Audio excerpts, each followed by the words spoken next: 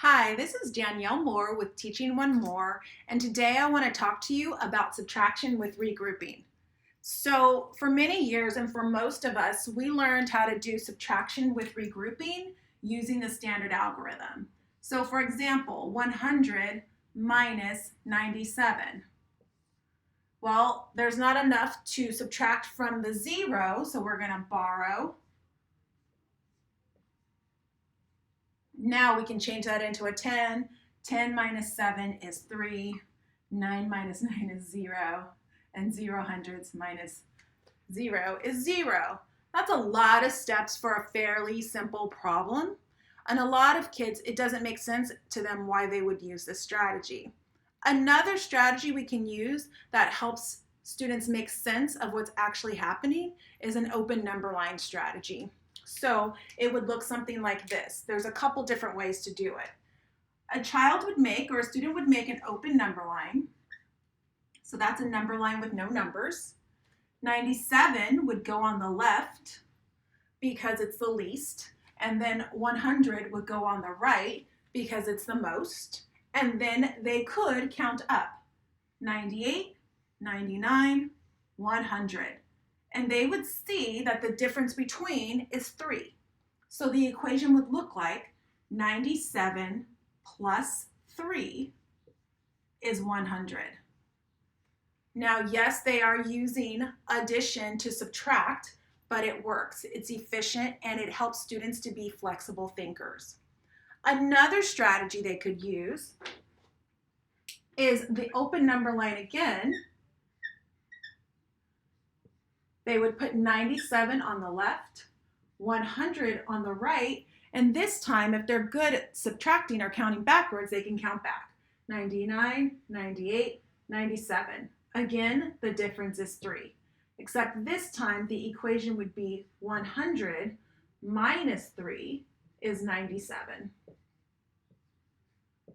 Using this open number line strategy of counting forward and back helps the students be more flexible mathematically. They realize that there's a relationship and it goes back and forth. There is not just one way to do it. When you use a standard algorithm, there is only one way.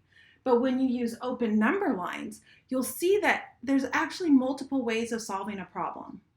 Now, some kids might struggle with this idea of distance between two numbers and they want to actually subtract it all.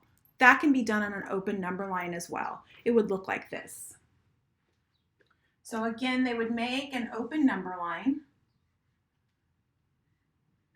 They would put 100 at this end, and then they would take away or subtract back 97. Now they could literally count by ones, 1, 2, 3, 4, 5, all the way to 97. A more efficient way could be to count by tens, right? Or if maybe they could subtract back maybe even 50. So 100 minus 50 would get me to land on 50. But I've got to subtract 97. So maybe this time I subtract 40. Well, if I was at 50 and I subtracted 40, I'm now at 10. So far I've subtracted 90. So now I need to subtract this 7. So I'm at 10. If I subtract 1, that's 9, 8, 7, 6, 5, 4, 3. So here's the 90, and this is the 7. 1, 2, 3, 4, 5, 6, 7. And I landed, if I count back, 10, 9, 8, 7, 6, 5, 4, 3. We ultimately land on our answer of 3. So when students are doing subtraction with regrouping, they can use the standard algorithm. Yes, you'll get the answer. It's prone for errors, and there's only one way of doing it.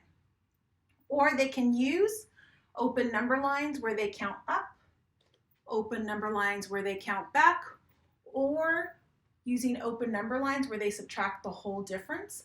All of them work, but the benefit of these is that they learn that numbers are flexible, that there's a relationship between numbers, And that's really what's important in mathematics, both in primary school, elementary school, and in advanced mathematics. There's a relationship with numbers, and students learn about those relationships where they use these different strategies of counting up and counting back and counting down. So this is Danielle Moore with Teaching One More, and this is a tool you can use to help your child with subtraction with regrouping instead of the standard algorithm. Thank you for tuning in today.